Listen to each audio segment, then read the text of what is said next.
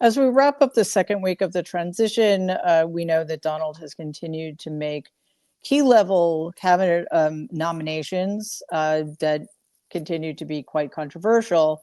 But this is how the New York Times characterizes this very serious process of putting together the next administration. Quote, Trump recruits his season 2 cast straight from the small screen. Now, look, we're used to Donald not treating anything with the seriousness it deserves, but it's quite appalling for a media outlet like the Times to use Donald's framing, which makes it seem like what's happening isn't nearly as fraught and potentially dangerous as it actually is. Now, obviously, Donald is going to pick cabinet members the way he always has, as if he is picking new contestants for The Apprentice. Speaking of which, I want to go back a little bit and just remind everybody of something. Before Donald was picked to do The Apprentice, he had received over $410 million from my grandfather, which he squandered. He and his companies had to declare bankruptcy 6 times.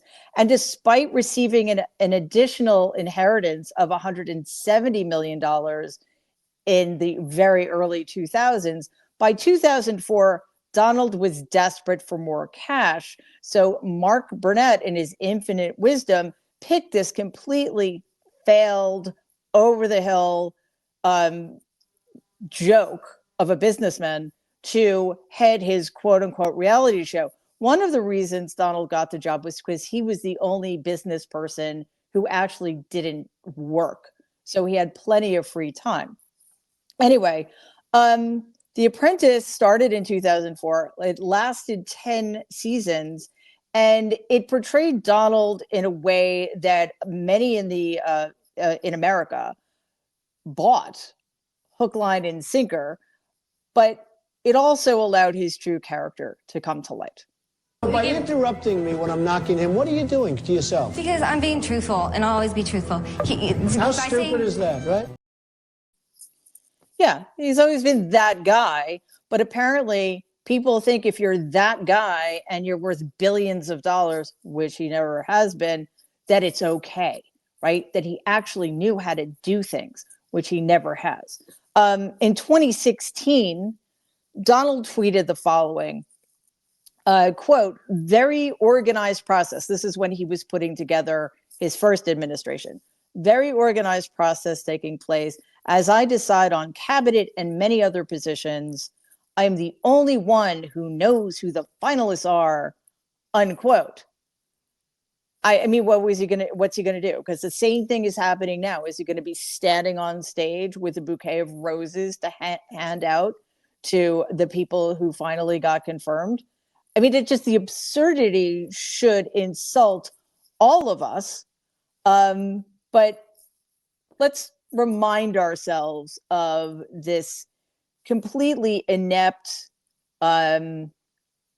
unqualified, and in many, many cases, despicable cast that Donald is assembling. First, we have Dr. Mehmet Oz. I'm not sure why he still has a license. He is being tapped to oversee Medicare and Medicaid. Oz had his own TV show from 2009 to 2022, where he made many baseless medical claims. The worst being claiming that apple juice contained dangerous levels of arsenic. The FDA, which is an organization Bob Kennedy is going to destroy, found no evidence of this. He promoted selenium supplements as cancer prevention, calling them a holy grail, which is the opposite of the truth because selenium can actually cause severe health problems. He promoted hydroxychloroquine, say that 10 times fast, for COVID-19 treatments, which was later linked to thousands of deaths. He is essentially a snake oil salesman with a medical degree, which makes him even worse. Next up, we have Pete Hegseth, who has been nominated to be the Secretary of Defense, which oversees 2 to 3 million of our service members. Hegseth's entire professional experience can be boiled down to being a co-host of Fox and Friends on the weekends. Let's take a look at his profound resume in action. Testing their skills with the axe. Who's going to win this battle in the lumberjack? I don't want to punch my buddy in the face on national TV. That's not I don't think exactly there was what I any saw. You guys want to hold hands? I'll hold Will's hand if he'll hold mine. Don't hold his hand because he hasn't washed his hands in 10 years. Oh my God. Anyway, listen, I want to make something really clear. I don't care if people do silly things. I don't care if they joke around. I don't care if they've had jobs in which, they were just sort of portraying unserious people doing unserious things. That's fine, I guess. But he isn't qualified. He has zero qualifications for the job at hand. And if we're looking at qualifications from Donald's point of view, it's that Hegseth has been on TV a lot. And I guess for Donald, Hegseth is telegenic. So it doesn't make sense to nominate him to such an important position unless you think that all that matters is his looks and the fact that he is an experienced TV personality. And we're not even taking into account the very serious, credible rape allegations against him. So clearly, we're seeing a trend here. Donald has always been partial to Fox News personnel and personalities. This actually happened. President-elect Donald Trump tapped a former Wisconsin congressman turned cable news anchor to join his cabinet. 6 years ago at a rally in Duluth, President Trump welcomed then Congressman Sean Duffy on stage. Now Trump wants Duffy, a Fox Business host, to join him in Washington, leading the Department of Transportation. Before Capitol Hill, he had a stint on the Real World reality series in the late 90s before being elected a district attorney in Wisconsin. If confirmed by the Senate, he'll lead the agency that coordinates federal transportation projects and that oversees safety regulations from the skies to the road. Okay, so he was in a reality show called Road Rules, which in Donald's little mind, I guess, makes Duffy fit to be transportation secretary. Get it? Get the association? Yeah, that's what we're dealing with here. His responsibilities at the Department of Transportation, which is a huge agency, would be to oversee the Federal Highway Administration, the Federal Aviation Administration, the National Highway Traffic Safety Administration, the Federal Transit Administration, the Federal Railroad Administration, the Maritime Administration, the St. Lawrence Seaway Development Corporation, and the Pipeline and Hazardous Materials Safety Administration, none of which, I will bet you any money, Sean Duffy didn't even know existed until a week ago. Other equally unqualified Fox hosts turned cabinet nominees include Mike Huckabee, who's also a despicable person, who is being picked to be our ambassador to Israel, and Tulsi Gabbard, also known as Putin's girlfriend, who Donald nominated to be director of national intelligence. Both of these were Fox contributors until recently. The much more alarming of those two is Tulsi Gabbard, who is most likely a traitor and will almost certainly share our most sensitive and dangerous intelligence secrets with her buddy, Vladimir Putin. And then we have Bob Kennedy, who also made many appearances on several TV shows like this one. You know, one of the things that you write so beautifully, and your stuff is so fun to read, but you write about Trump, quote, the way that you build a truly vicious nationalist movement is to wed a relatively small core of belligerent idiots to a much larger group of opportunists and spineless fellow travelers whose primary function is to turn a blind eye to things. We may not have that many outright Nazis in America, but we have plenty of cowards and bootlickers. And once those fleshy dominoes start tumbling into the Trump camp, the game is up. When you talk about fleshy dominoes, Chris Christie comes to mind. Yeah, exactly. Okay, so ad hominem attack, which is despicable, and Kennedy was actually telling the truth about himself, as he is now one of those Nazi enabling bootlickers. Congratulations, Bob. And then we have, I don't even know how to characterize this one. Unserious, yeah. But Linda McMahon, the co-founder of WWE, as Secretary of Education. Now, again, no stranger to reality TV. She, again, was not only former CEO of WWE, which stands for World Wrestling something. I never remember what the E stands for because it used to be WWF, and wife to Donald's buddy, Vincent McMahon. Clearly, she's very underqualified. Trump selected Linda McMahon to head up the Department of Education. McMahon, who is most famous for running the WWE, will be leading an agency that all MAGA Republicans want axed. McMahon has been dogmatically loyal to Trump. She ran a super PAC on his behalf and co-chaired his transition team. Now, I should note that her husband, Vince McMahon, and the WWE are currently being sued for fostering a culture of sexual abuse within the organization and looking the other way while a longtime ringside announcer preyed on young men he hired. Okay, we're going to talk about that in more detail in a second. But again, yes, the WWE is a fantastically successful business and good for them, I guess. But it's not about whether or not Linda McMahon showed up in the ring and did skits with professional wrestlers. I do not care. She is unqualified for the position to which she's been nominated. And, you know, another through line of all these people is they all know they're unqualified and they're accepting the nominations anyway, which suggests to me that they know what their brief is not to run these organizations, but to dismantle them. So let's get back to this very serious theme of sexual assault allegations against many, if not most, of Donald's nominations.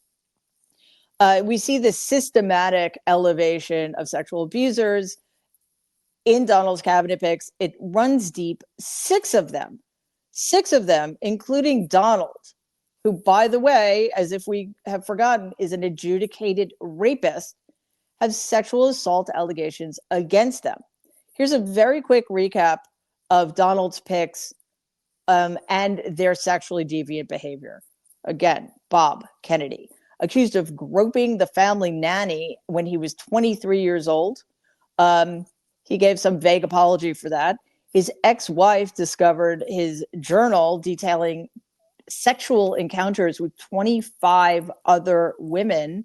This led to, not surprisingly, their divorce. She later committed suicide. Pete Hegseth paid hush money and required a non-disclosure agreement from his sexual assault accuser in order to protect his position at Fox. He was married at the time. Elon Musk, his company, SpaceX, was sued by 8 female employees alleging sexual harassment and hostile workplace environment. All 8 women lost their jobs. Linda McMahon, as we saw in that Joy Reid clip, a lawsuit alleging that she and her husband enabled child sexual exploitation at the WWE since 1980. She denies the claim, which makes me feel so much better. Sean Duffy, he's known for antics like propositioning women by saying, quote, "Feel my noodle," unquote. What the fuck? Like, serious? Like, what? I will never stop resenting the fact that we have to take these people seriously because Donald keeps elevating them. It is disqualifying, it's despicable, and it's very stressful. He's also attempted to coax female cast members into performing intimate acts on television. I guess that's a new qualification for a cabinet post. Thanks, Donald. And then, of course, there is my uncle, who has had an excess of 25 sexual assault allegations leveled against him since the 1970s. Again, he was found liable for raping E. Jean Carroll. The statute was sexual assault, but the judge in that case, Judge Kaplan, made it very clear that for all intents and purposes, he was adjudicated guilty of rape. We're very familiar, or we should be, with the Access Hollywood tape that revealed his comments about groping women. Okay, why are we here? So many reasons, but listen, it's one thing for a quote unquote reality star to be called out for committing sex crimes, right? We saw a lot of this in the Me Too movement, and then there was this backlash of cancel culture. So the waters have been very muddied, but it's not quite the same when the person we're talking about is about to be president of the United States, who is putting 6 fellow sexual assaulters and abusers of women in extraordinarily powerful positions within our government. What does it mean for our country if we allow individuals with these criminal track records to take charge of our government and to make decisions on our behalf? How is any of this appropriate for the roles in the US government we're talking about? I think a lot of this has to do with the culture of reality television that has taken over the last couple of decades, that people somehow think is reality, but is actually more fiction than anything else. Feels comfortable because in the real world, he's a bankrupt loser who couldn't get a job working the pickup window at McDonald's, even though he pretends that that's something he could do. The only thing that matters to him is FaceTime on a camera. The only thing that matters to him is surrounding himself with people who, in his view, can promote him on television and make him look good. You know, he's never existed within the traditional culture of American politics where, you know, most people are held to a certain standard, you know, a certain ethical standard. He's completely outside of all of that. And through the use of smoke and mirrors and other distraction techniques, and with a lot of help, let's be clear, from broadcast television and corporate media, he has been allowed to trick the American people into believing a completely false version of who he is. Joy Reid drives this point home. Like most of you, I tend to think that this looks like an insane reality TV spectacle. But this isn't comical. It's the sort of harebrained comedic look of it all that they want you to focus on, right? And while you are distracted by the spectacle, they want you to lose sight of the fact that all of these people will have tremendous power with no actual qualitative experience, which could lead to massive corruption and the destruction of everything we've known for decades about what the federal government actually does. Yes, I concur with all of that. Yet here we are. And the problem is because there's so many people in America who seem to think that their way of life, that their interests should matter, not just more than anybody else's, but only, like, instead of anybody else's. Here we are about to embark on an administration with no guardrails that will look, feel, and sound exactly like we are living in the middle of a wrestling match. Good luck with that. Hey everybody, in case you weren't aware, I am spectacularly bad at self-promotion. So here goes. Please subscribe to our channel and like and share our videos. Your support means so much to all of us. Thank you.